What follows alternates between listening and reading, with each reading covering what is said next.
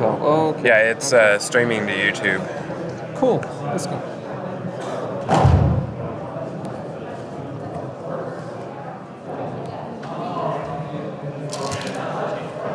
And we have to zoom in through each section.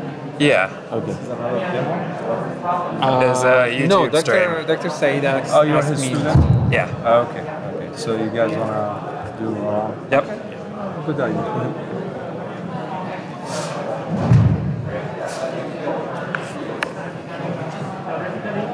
Hi. We're doing a live YouTube stream. Would you mind doing a short presentation of what you got here? Okay, yeah, can do so. So what we're presenting over here is our millimeter wave research platform that bases on off-the-shelf devices. We're using this wireless, as you can see here, or here on the figure. I'll start with the first one so I can show you what I'm doing.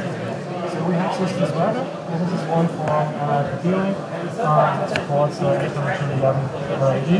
It's one of the first devices of this kind. And this also already has a phased antenna array with 32 elements that you can see over here. This one is located here on the top of this pole we can see over. And now, but we want to do some beam training research with that platform. But typically, if you want to do so, you figure out this device is they can make you a connection, but they don't provide any access on all the interesting parameters let's say like that. And that's why we extended the software on this platform. We first of all provide an open system access to those devices. So we flash the firmware that typically comes from KP-Link with an open Linux embedded development environment version together with the latest drivers for the 60 GHz.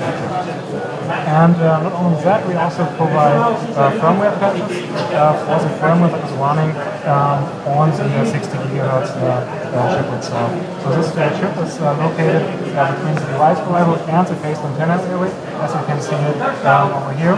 And this produces all the stuff that is related to the beam training using 802.11e. And now we can extend this firmware with our framework that we have developed. And with that we can extend the sector sweep protocol. So the sector sweep is a beam training of 802.11e. It first sends 4 ring frames in all those sectors. The responder does the same, and then there's a feedback and acknowledgement, and finally those devices know what's the best beam they need. And this is typically handled completely in this firmware block over here.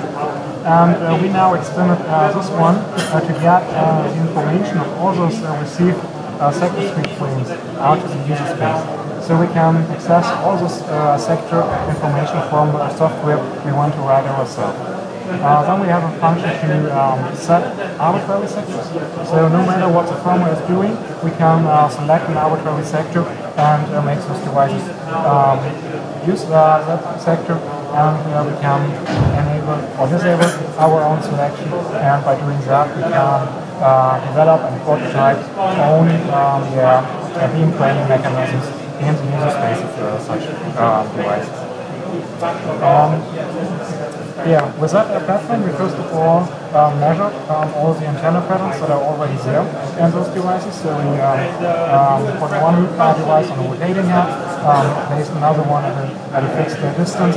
With those devices, we went to use anechoic chamber to measure those patterns that the receiver receives in different directions. We also did that in the 3D space, which then forms the baseline of really working with those sectors and doing extendable. This is what we can show here. Right now, just stop the demo.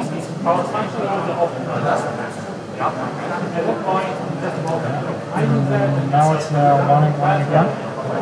What we can see here is exactly what we get out of this extension to the user space. So we have 2 ports, one for the one device and one for the other device. In the top you see the sector pattern that is actually used on those devices. And over here we can see the signal strength each of those sectors provides over time. So every time there's an update, we do the sector sweep once again, and we'll just show the results over here.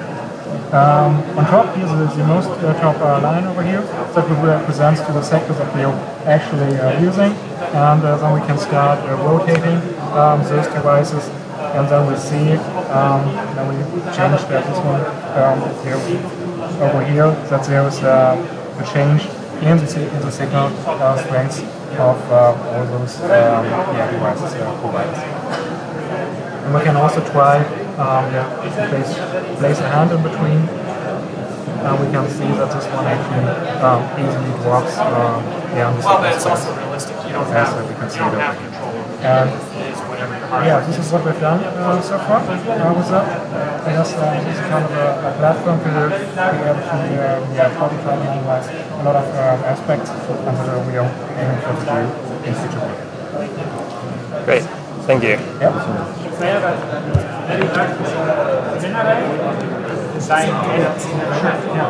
If I have enough computational power and I enough ability to predict what was the response to the challenge. I think so. So yes, this is definitely an abstraction.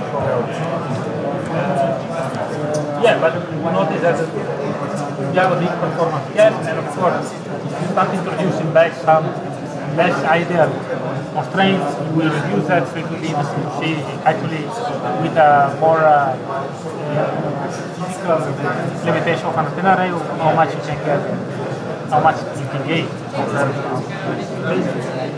So yeah, one feature is that the baseline is independent of the speed, and that's because the beams are so large, so wide, that actually the effect of amount of time that is spent doing beam sweeping is very negligible.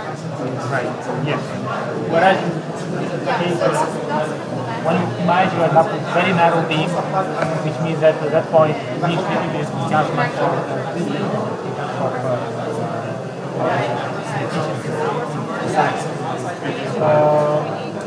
yes, there's another observation that we found that basically is equal to 2 is optimal, which means that the only thing to do is, in most cases, you take you reach this uncertainty interval and then you divide the interval by 2, and then you sweep the 2 adjacent beams, and then you continue from there. So you do a bisection, then you continue. Bisection, continue. Right. So that turns out to be, in most cases, intuitively satisfying. yeah, but it's not always the case.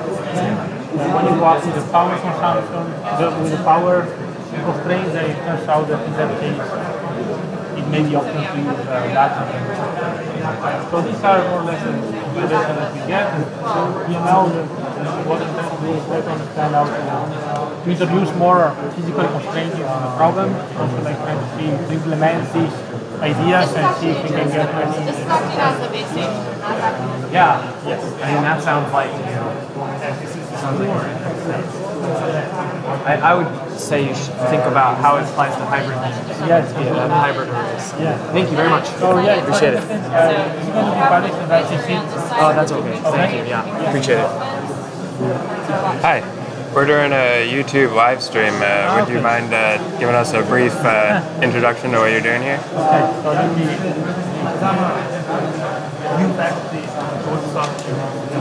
how long is it good to be? A couple minutes. Okay.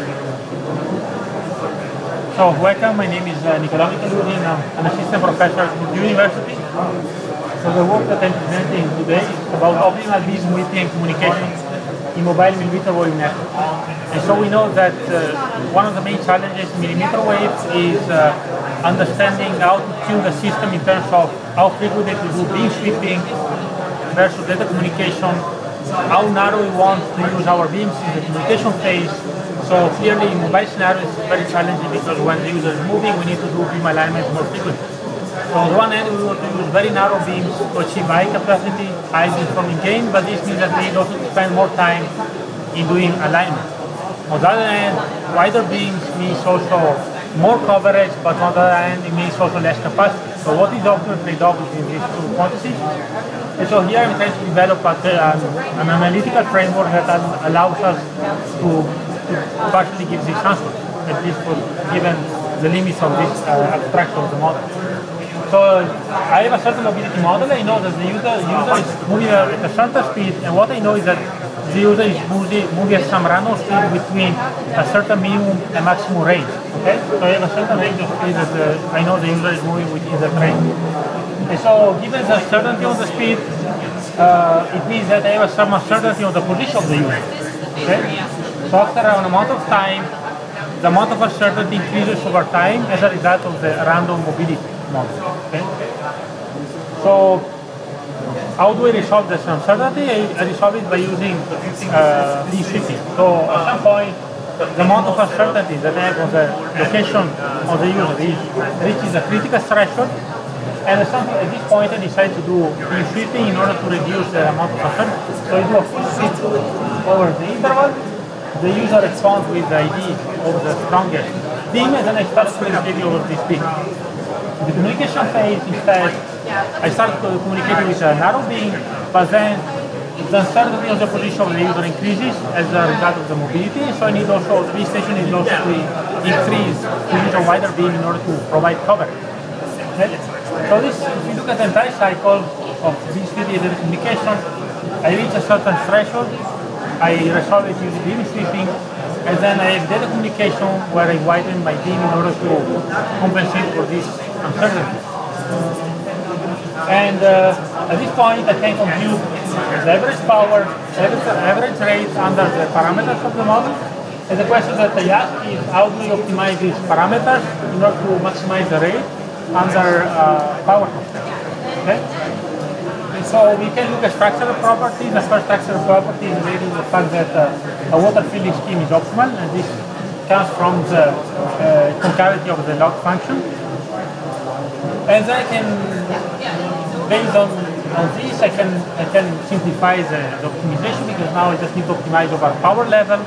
I need to optimize over this critical threshold that activates beam sweeping, and I need to optimize over the number of peaks. And then I can further analyze this problem. I can find further structural properties that allow me to solve the problem efficiently. So here I do some performance evaluation where we did an adaptation of 802.11 AD to this simplified model.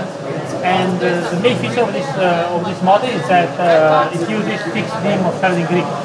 Whereas with my framework, with our framework, we are able to optimize the beam width based on the mobility of the model, as I explained before. And so we can see that we have a big margin of improvement in terms of rate versus speed, and that is due to the fact that we are able to optimize the design of the system based on the specific mobility of the user. And another interesting observation is that we found that doing a beam sweeping with 2 beams is more optimal in most cases, which means that once we achieve a certain threshold, on the certainty of the user, we divide that area into 2, and we do a sweep over these 2 sub-beams. At that point, we select this one out of 2 beams, and we use that for communication.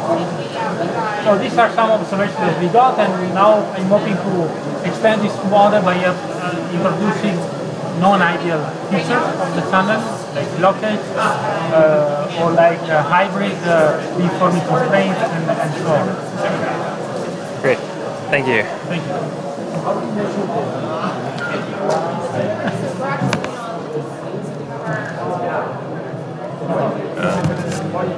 Here. Is this the next one? Yeah.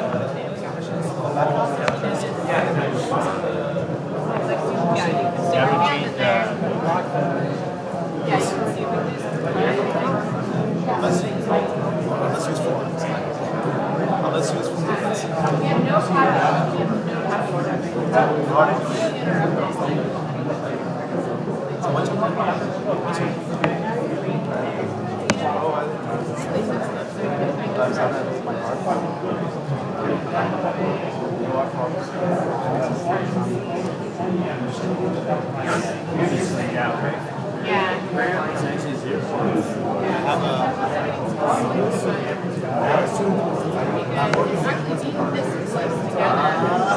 Did you get some nice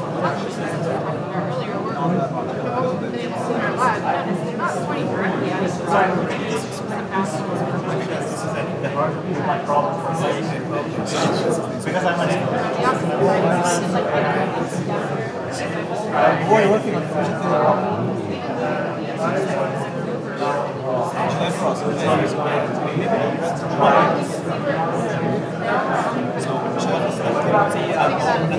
We can probably come back to this one.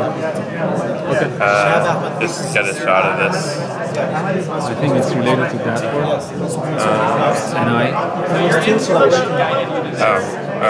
Yeah. Yes, that's Yeah, so let's have a bunch of nodes here, and they are kind of all are in the transition region. So we have this one as a node as well. It can be a small decision. So this one is correct. And these are all nodes that are equal, and they're all in the transition region each other. So typically, if you have a typical Wi-Fi standard, they cannot send no two can send at the same time. Yes, so you have this very different. Now, the thing about arbitrary things, right? Typically, to kind of do you have to do these kind of beam. I mean, this is really clear. It's integrated. Okay, so then what do you saying? That means you can have now more than one transmission occurring at the same time. The question is now which one should occur at the same time, which one should not. Yeah. And that's totally depend on what we call the propagation patterns. This is a very oversimplified example. These things have side lobes as well. You can use a ring over a side lobe. And based on, and then I know that this guy also is that if we send to this guy, you have this lobe active and you have also maybe other side lobes active. So I know that because there are this sense that these guys should not be receiving at the same time in some sense. Okay, same applies here. And that gives an easy example. If you want send, you may interfere with the efficiency people because they are underlying system. I mean, but there's no way to cover the gain loss by your aperture, right? So in that sense, and then at the same time, So what are you trying to buy? some sort of that part I mentioned is sacrificing gain, which is fine.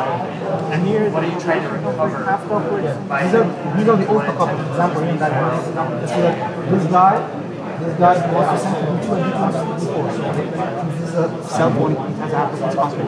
So you cannot have these two transmissions running at the same time. The same applies to the example.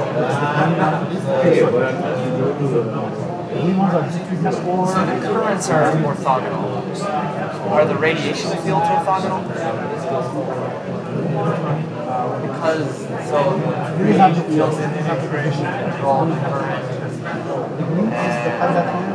D2 wants to send to D4 and D2 wants to Maybe send I to don't D4 as well. see it. It's not immediately obvious to me, but I It's guess not it happening makes at the same sense. time. You have same transmitter or same receiver constantly. So then, So in your organization that you later on work with is different colors and different types of Yeah. treat them differently. No, it's kind of trying to Just to show here, you put them here. But they're all pretty much the same, right? I mean, they're Yes, complete. yes. But the fact is that all time blue and green and many other stuff already exist in that graph right now. Know that. So the new part here comes from these red new ones added here. Based on the fact that you know the patterns. Now the next phase I'm saying is that we think of now how can we do this now. This is where the fact that I knew that this white happens with this guy is because you know that we're going to switch to these patterns. Now what if I lose this pattern in that way? Now it can be as the first time you can have the it's better to have the narrow. Sure. Having the narrow means that you have to have many array elements. Which can be made on multiple subsystems. And shut down some of having larger. As long as it's not going to affect then you feel then you just the question is the problem now is because how to jointly have those done. This actually more so it's going to be harder to we have other But then you need to know that if you make them wider, if you make the mid-beams wider for any particular then how your graph is going to change. which introduce this into the graph. This and your So here you have multiple, so one way to realize to extend the graph by having multiple for different yes, in some sense. And then you can see which one can optimize over the whole, we can reset up this joint graph. depending on the resolution of the beams, you can have many of these graphs. You can have That's in the discrete space, but practically, sorry, in the continuous space. But practically, when you kind of introduce other they're not discrete many space, different. they come to discrete space. So vertices will be a lot, but it's not continuous. no, I see. Because the lens will might be large set of possibilities, but it's still finite. And then and then in that case we can try to see which one will give you the best same number of slots, but with less energy consumption. The original motivation. Right. Yes. Thanks very much. Thank you. Are you doing PG now in Texas?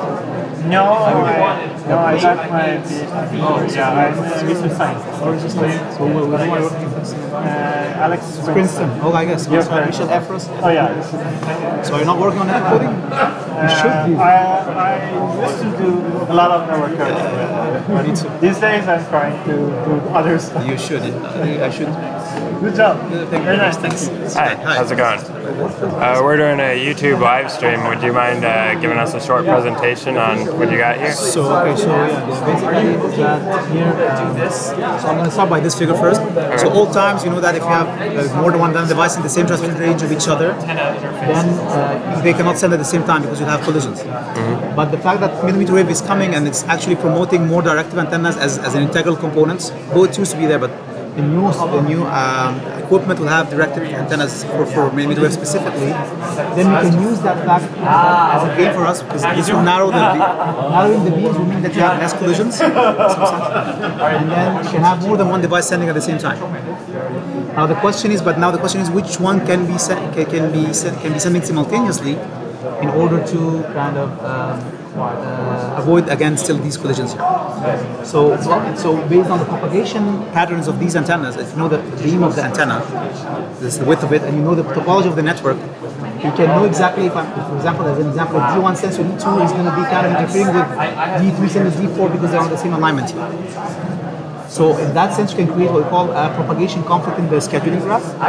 And based on that, once you build, you can see all combination of those and build your graph. And once you know the graph, you can now schedule and see which one should send at the same time. So given that small example here, you can see that you can combine D1 and D2 and D4 and D6 can send at the same time. So this guy can see this guy, and D4 and they will not going to interfere with each other. Although they are in the transmission range generally one another, but they will not interfere because of this narrow beam pattern. You can also, in the second time slot, you can have D2 to D4 and D3 to D5. They will not going to create interference with each other, and then you're left with only one transmission in the third time slot, which is D3 to D4. So instead of having 5 classically, you have now 3. So you're gaining so much on the number of slots, so it's kind of a gain on bandwidth. But it cannot be just done randomly. It has to be based on what patterns of antennas you're using.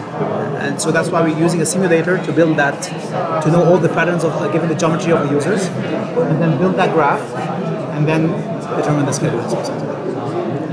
Make sense? Yeah. Thank you.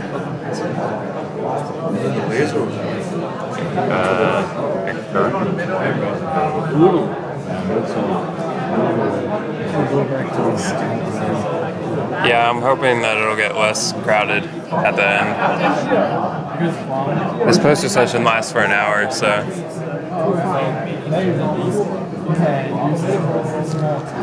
Analyze that, and I found out there are similar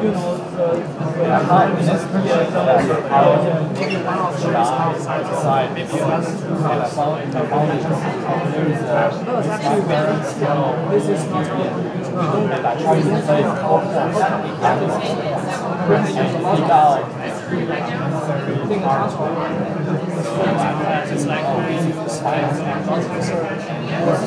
this way I can decide 6 months of things. And charisma means they are simplified. So design function means so in that way, another configuration that I slightly there's no yeah. So it's a huge advantage compared to the competition. Conventionally, you have a small component, right?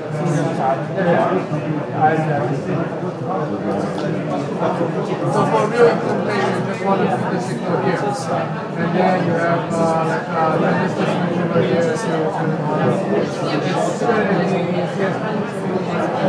It's CNC also provides functions that can be I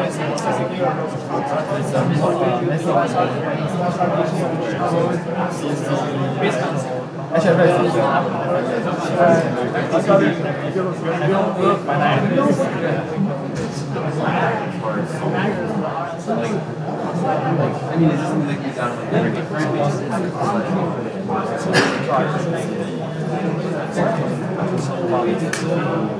It's quite impressive how you come up with so it's because there is no so you need to based on your intuition and start from a certain structure that can provide so many roles.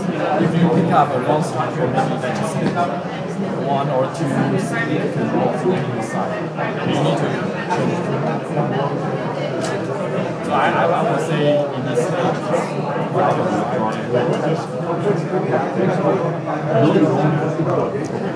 Hi, we're doing a live YouTube stream. Would you mind giving us a few-minute presentation on what you got here? Sure. So in my presentation, I try to show low-cost multi-mode antenna array. So the idea is that originally, if you want to have a 16 by 16 antenna arrays, we need to have a 90mm by 90mm, this large size. Is there any way, so I asked you a question, is there any way we can minimize the size of them and have the same functionality? The one answer is that if I can design a multi-mode antenna element that can represent 4 of them, in that way I can minimize the size of the antenna array. So I start from a disk and do a characterismal analysis. Characterismal analysis is a method that can provide us a physical insight. What's the orthogonal modes of the certain structure? In this case, in this structure, I can find 6 modes. They are orthogonal to each other. And in this way, I can excite these antennas with 4 modes. And I can minimize the size from 90 to 90 to 45 by 45. And another advantage is that conventionally, the gap between the 2 elements are pretty small. So that means you have a high neutral coupling. And if you excite the multi-modes here, for example, mode 1, mode 2, mode 3, and mode 4, they are orthogonal to each other. So that means there is no mutual coupling. This is a huge advantage of the multi-mode antenna. And I also did some simulation, and the maximum gain is like 23 dB, and the side load level is like -13.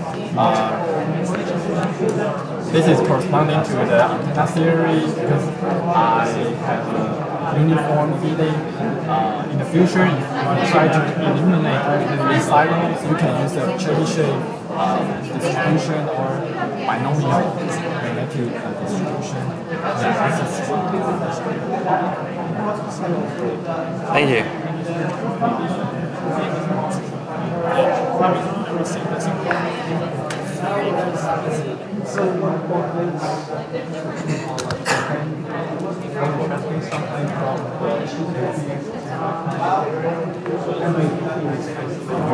Would you take the demo? Not yet. Okay. There's a lot of people around, so it's hard to. Oh, I guess maybe we'll fall. Oh. Sorry.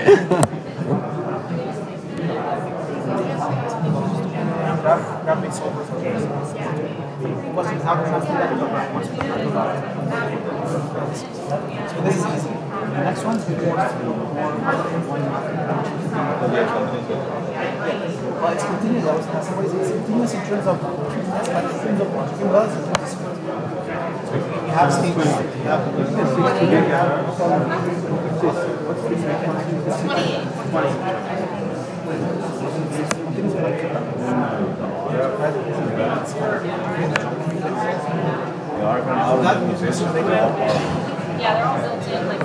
Here, get the camera in. Get the camera to view it. Sorry. With these guys in geometry and then you can use and know We launched last year RCN V2 in summertime. He's taking, by the way, just be careful. Smartphone.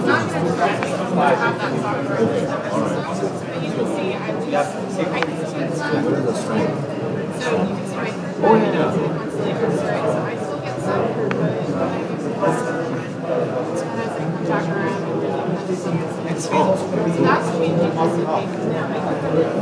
I got these programs, so that's the beam index. So my beam index.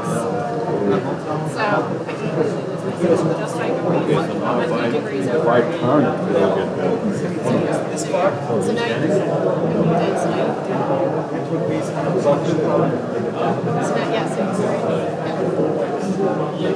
So just by moving 50 degrees in azimuth, it really makes a big difference. And I mean, we're maybe getting some kind of reflections to get that under angles and see this.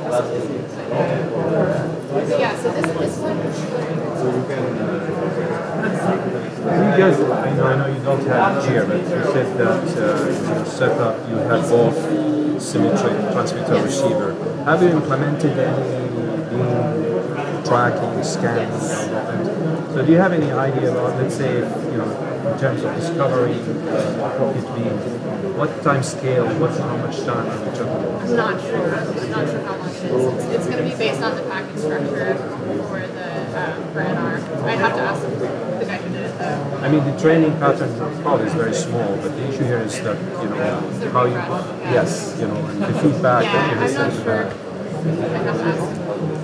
Yeah, well, I think the switching can have it quite fun. It does. Switching at the transmitter, then you have to send feedback, and then... Yeah, you switch at the transmit, you switch at the receive, and The they talk to feedback each should be other. just one out of it. You could just measure and just send the index and hey, this one was the strongest one. That's right. So, but that takes time because then things that you don't know which beam is appropriate for the receiver, and then you have to go through this process. But yeah, so if your bandwidth is big enough, that's if you're say gigas, each beam direction could be a few nanoseconds. It's really the switching. So right now, so this is actually a question. Right now, even this is not going to be the best one. This is not necessarily the technology limit. If you buy ones that say Cybeam or even what it tells. This is a lot faster. It's a lot faster, but I don't know how it's still as close to what your band is.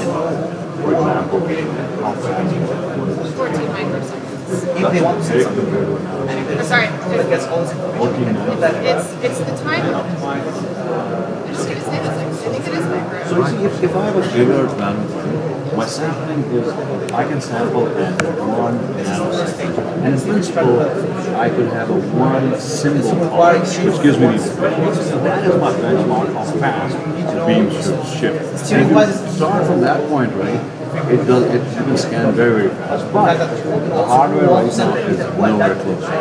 That's the bottleneck. So the 14 microsecond is because of but why are we stuck on that? This is going to improve every year. Well, and we did have some design issues getting to that. Like, it was very challenging to get the array to switch. This is the part where the research community goes haywire. When they say, 14 microseconds, I can't do anything faster than that. No, it's a limit of and the Milky Way right now phase rate. They got a little fundamental. So there are also other aspects of business beyond just the hardware switching. Actually, you say, okay, what's the easy to acquire the signal and send it back? Actually, it's not that easy because imagine, especially in a multi-beam scenario, if you look at from a protocol level, there's lots of contention. I mean, they're doing this now as a random access. So well, that's the AD, my friend. Well, the same NR is not doing random access. They have random access phases as well. For new users, new beams, there's always a random access process. And once you know where the user is, you schedule things and then you can run kind of deterministically. So at the core, no matter what your latency is, at the core, what is going to push your latency down is how fast you switch. And everything. And I'll tell you, when we get this hardware, so right now, interesting thing is, the fundamentals of this are much lower, but build the physical, actual hardware is above, is not reaching those limits. And if it pushed that limit, the networking layer would be the bottleneck. It is the It is still the bottleneck. So you know, it's like, I mean, think about the synthesis.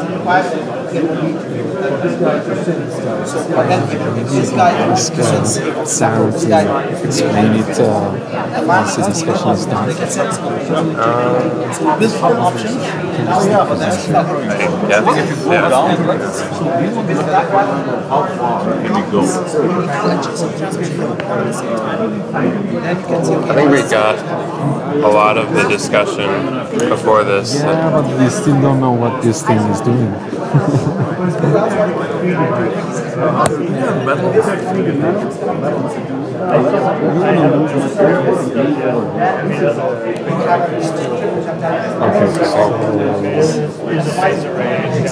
That's only transmitter, and the transmitter one is the one who's switching between the So let's see, right? So that's just dots. Those are just reference dots. Okay. this area. So we're on one, so let me see if I can pull it back. So Look at this. Look at that. Well, there you go. This So is a scintillation. well, I'm so now I'm pointing towards the other side. I think I'm pointing towards you. Yeah. Did you point? I thought I think I was got pointing away. No, I think I think know. that was when I steered it over. Okay, so let's see if I can get it back. Really, we're zero here. We need a metal sheet.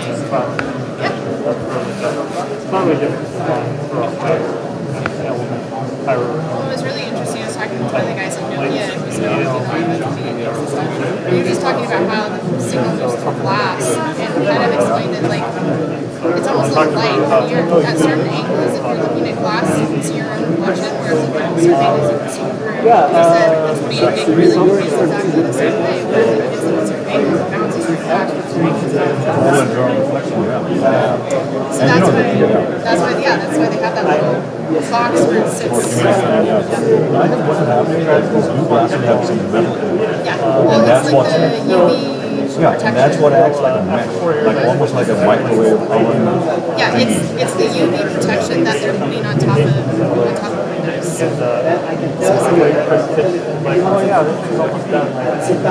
paper should be fine though. I would like it should go through paper. It should go through, but I want a reflection. I don't know if it'll I'm hoping this metal. So right now it's like a simulation happening. Oh, you're trying to get that. If you get close to the receiver, you get better. One time, brief second. Yes, I saw that.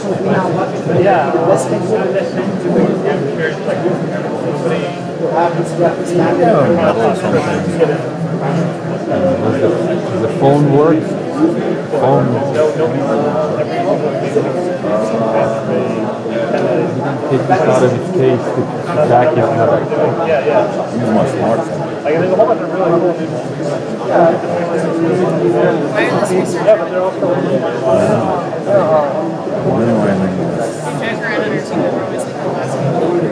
I know. I think I'm not going to be able to replace it. I know. I think they do have something for really old. So the back of this phone is metal. Oh, that should. Let's see if this works.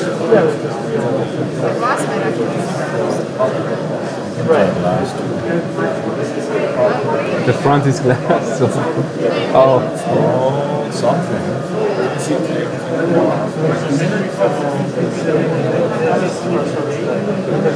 But you're not. Are you equalizing anything? You are?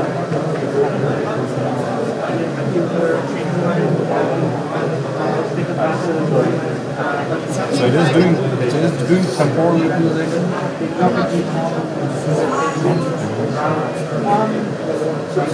But we can still do. You're definitely getting some sort of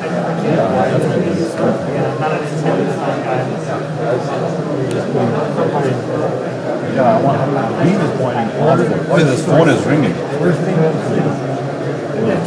Can put it in the flight mode. Which one is the time? Is it receiving? You will see the body is turning. That's a failure. Oh, I see.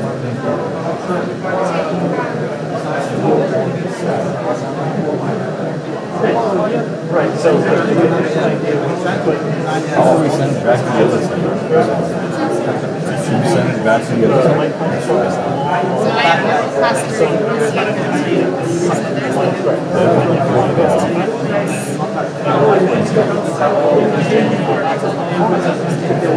Maybe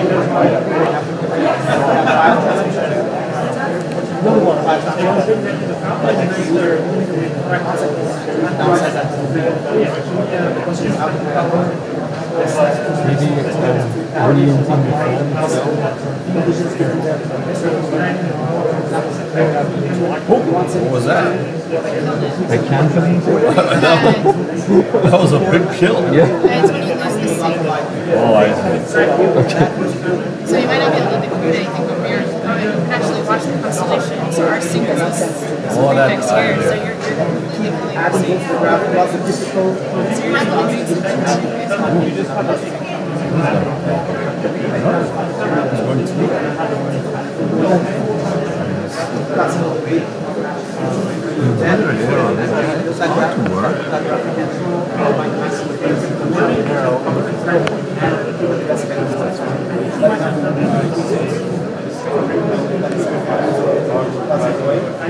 The next year we need to try to see, okay, so right now, so here is some solution that you have a certain now what if we want to have, what is the best you can do? And we see that people best so now, if you put it in the scan, how fast does it that sense? Have the option to adapt to how we're going to do this. Then you can see how we do the schedule and get the best time while We won't have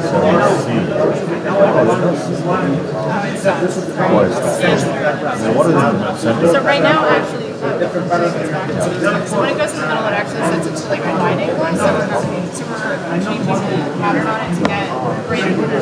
So what is it doing right now? So right now, it's centered and it's a wider. Oh, it's a wider beam. So yeah, we can wide beam. So what? So it's basically sending just exciting the center of the phase range because that's the only white beam.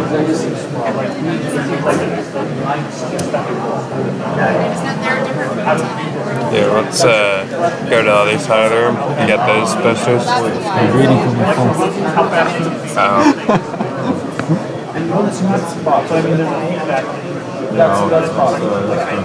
It's just that Yes, it's my phone.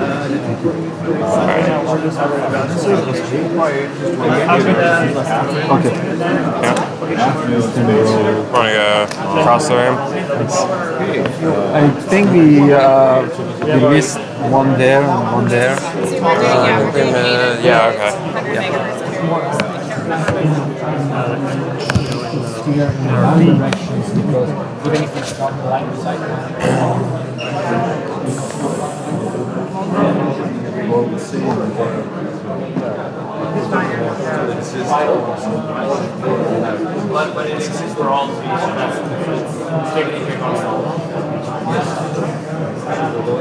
Understand we have 15 minutes? Not sure. Probably. See the agenda.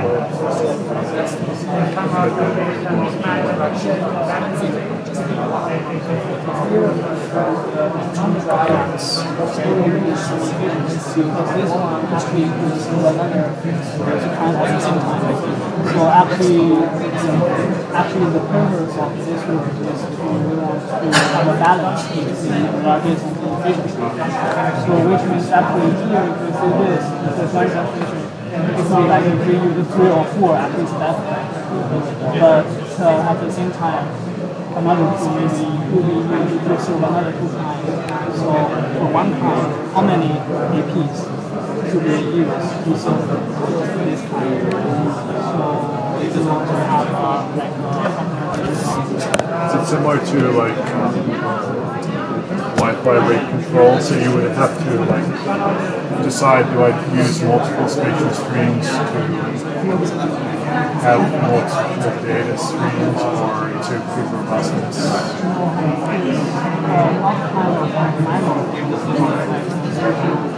I mean, the multiple streams. Here we basically do, okay, this guy can send the C signal to that. And then, so our goal is actually have the higher SNR. We have the higher SNR, we have the higher RSS, something like that, and then we can like the rest to coordinate with this properties. We swap this one and we use it together. It's like a clump in the software. So this is like we distribute it into the environment.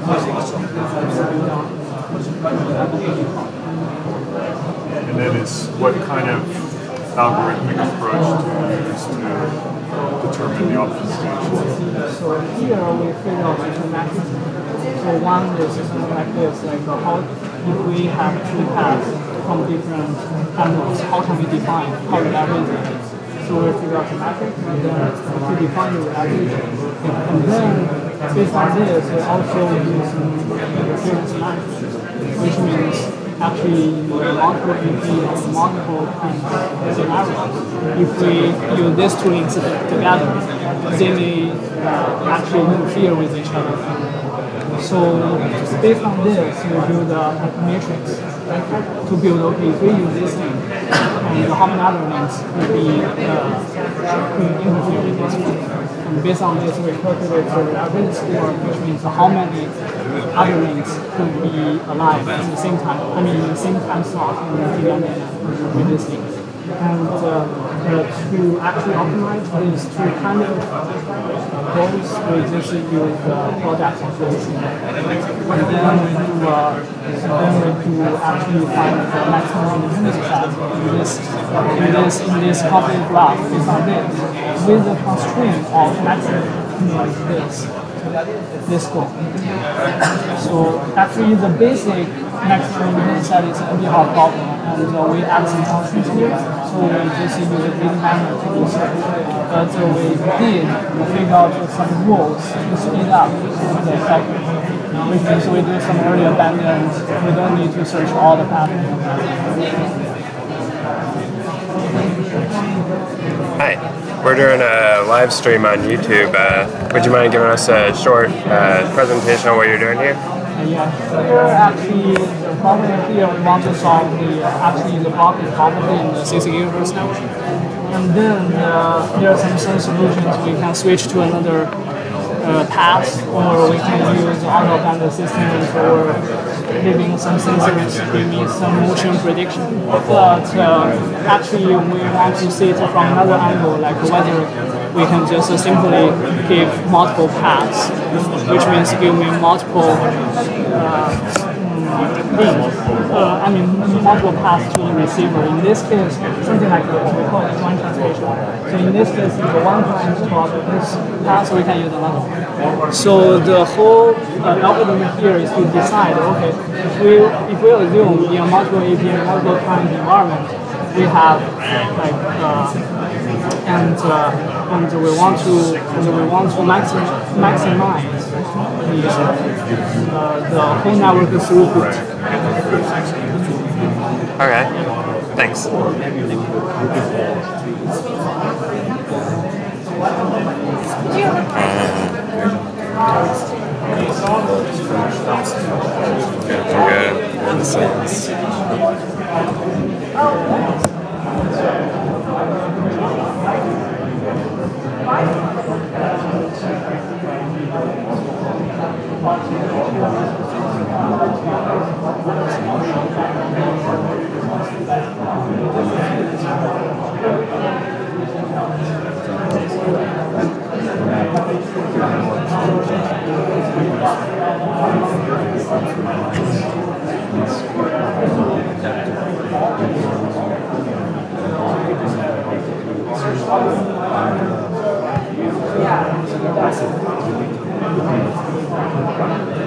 Well, the summit is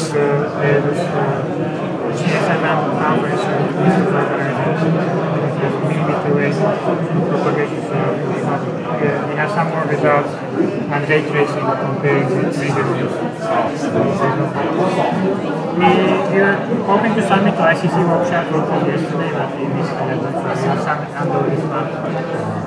He's still organizing the conference.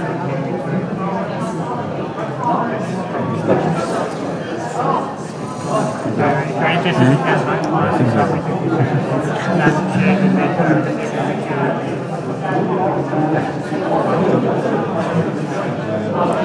think I think we're running out of time, so why don't you just scan over it and then...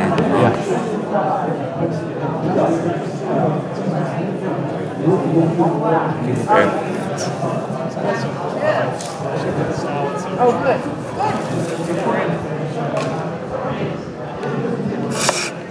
Oh, sorry.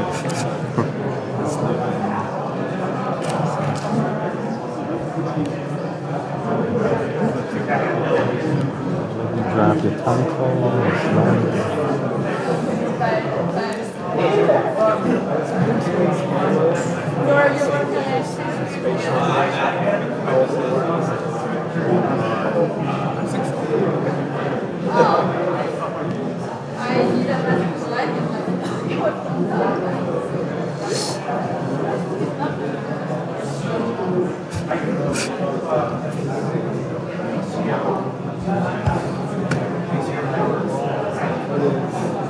Hi. Continuous capture phase. So, yes. Is this your poster? Right. Oh, you want to give a short presentation on it? We're streaming on YouTube. I give 1 minutes. Okay. So hi, my name is Dr. Arjuna Mandanayaka from the University of Akron. So we are presenting some group work with Dr. Somajit Mandal, Dr. Jin Ye, Dr. Dimitra Saikuju, and Dr. Ananda Sotra, and Dr. Birastoksu from Canada. Alright, so the topic, what we are trying to do here is to try and bring some machine learning, some benefits of machine learning to the RF circuit itself in a transceiver. So we want to have fully tunable low noise amplifiers and passive filters which have completely variable parameters like noise figure, gain and passband shape and number of passbands, so on and so forth, and put that into a machine learning algorithm in a software defined radio scenario which can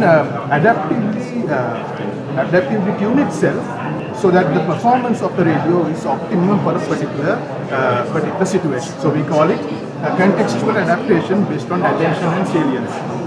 So to do that, we have two approaches.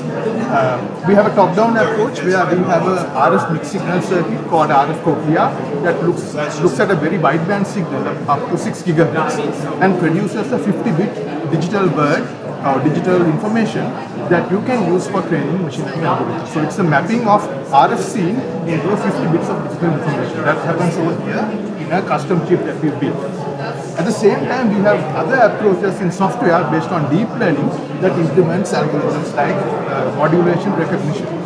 So modulation recognition is essentially using machine learning to figure out what the modulation scheme is on a particular wireless waveform. So based on things like that and some multi-beam beamforming, digital filters, digital beamforming aspects, we can put all that together to create a truly cognitive radio that not only adapts the software algorithms but also adapts the RF hardware, the RF circuits in real time to match a particular context of a RF scene. So it's a RF circuit enabled machine learning for cognitive radio.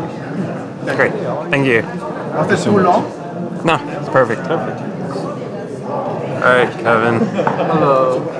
So, our research is about 28 GHz bands of remote beam MIMO display over here. And instead of using the conventional phase array architecture, we are using the lens to do the beamforming over here. And the reason we use the lens is because if we want to support multiple users, it will be easy to reduce the system complexity over here. You can see if you want to have multiple beams, you have multiple phase shifter network, which is a lot of work. But here, if you use a lens to do the beam forming, the number of the beam you are able to excite is exactly equal to the RF trend that you have. So you can reduce whatever system complexity you currently have. And we have both access point and the two mobile stations running right now. An access point is running as a receiver, mobile station is running as a transmitter. So the mobile station is just a single antenna architecture, but the access point is exactly what we are doing. We have a 6-inch lens sitting in front of it, and we have a 4x4 feed array sitting at the focal sphere of this lens, connected by the switches over here. These switches are 4x1 switches, so you can select one of the strongest beam in that in these four antenna, which is the 14, and then connected to the RF chain behind it. And after all the RF chains, we have our ADC, and we can receive this baseline signal into the FPGA, and we can do processing on FPGA, or we can do offline processing. So we have several different measurement environments for measurements over here. Single user, multi-user, and long distance. And this is our test frame, right? We have for the mobile user test scenario, the frame is look like this. The data blocks are completely coming at the same time, but the pilot is coming at different time. So mobile station 1 will transmit the pilot first, and then mobile station 2. So here are some of our measurement results.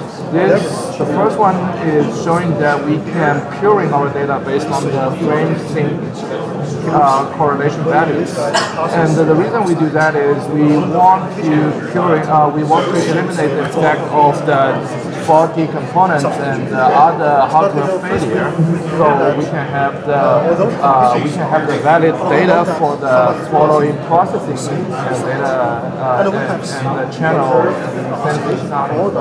And here the second one is a multi-user communication scenario. So you can see these two mobile stations are actually placing relatively close to each other. And if we just do the FFT for the raw data, we are not actually able to decode the information from these two mobile stations. And after we do the borrow filter, we are able to decode some of them. But if we apply the spatial and temporal filter over here, we are able to decode all the data from the mobile station. And the third one is showing the beam tracking pattern of the system. So this measurement is measured at 153 Lincolns. And you can see at the very beginning, our mobile station is pointing at these two beams, and we start moving the mobile station to the right, actually to the left, and so the beam will start moving to the right, and it's shown over here. So at the end, we want to recenter the most strongest beam.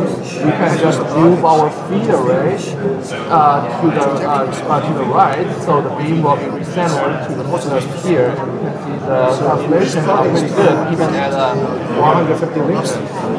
So the last part is the power delay profile over here.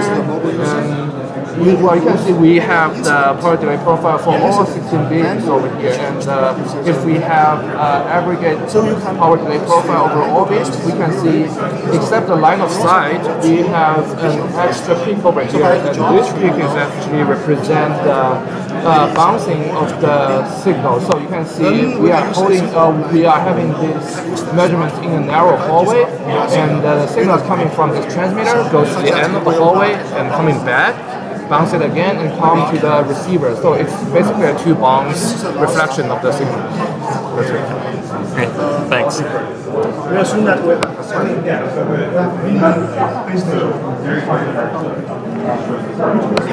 we've done much more detailed stuff. Yeah, we see that.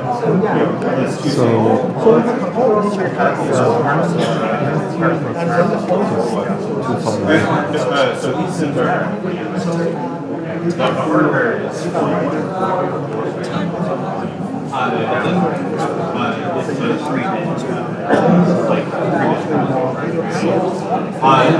it's implemented basically. So it's implemented. So you get to go to the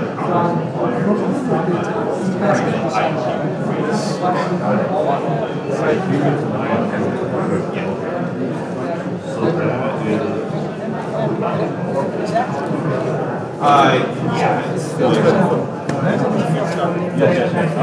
It's more effective in terms of quantizing. Sure. I think you only get 1 bit for the second kind of thing. Okay. 4 bits. It's a 4-bit vector. Okay. All right. Very cool. So yeah, I think there's so what is this one? This is basically expected first 128 by 16. So conjugate like a magical G0 quarter non-distributed. So have you written this up now? We're submitting it here, so if you want to have the hard results in. Okay. So yeah, do send me your paper when you're done. Okay. How's the videotaping going? Good? Pretty good. All right. Yeah. I don't think we haven't gotten every poster, but for each one that we did get, we got like a nice presentation. Okay, good. Because I think Hi. Do you want to give us a real quick presentation on what you got here? We're streaming on YouTube, so. Big publication, but sure. So basically what we're trying to accomplish is doing a full massive MIMO implementation, but doing it at millimeter wave. So we've spent a lot of time kind of designing this distributed architecture that lends itself to a high performance massive MIMO implementation that like matches like a digital performance, but can be like pretty effectively implemented in hardware. So it's a modular architecture of different subarrays that use like one stage analog beamforming, and then a combination of different subarrays, and then a second stage of back-end zero forcing to achieve the performance associated with digital beamforming. Great, thank you. The blockage score is computed based on the exact location of the blockage score that happened before. The other one is computed based on a predefined point, which we call the anchor points, which are the center of rails. So it is more coarse. So and the point are like the location of instead of the blockage.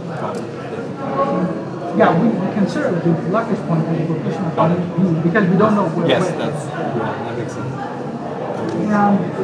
So closest PS is association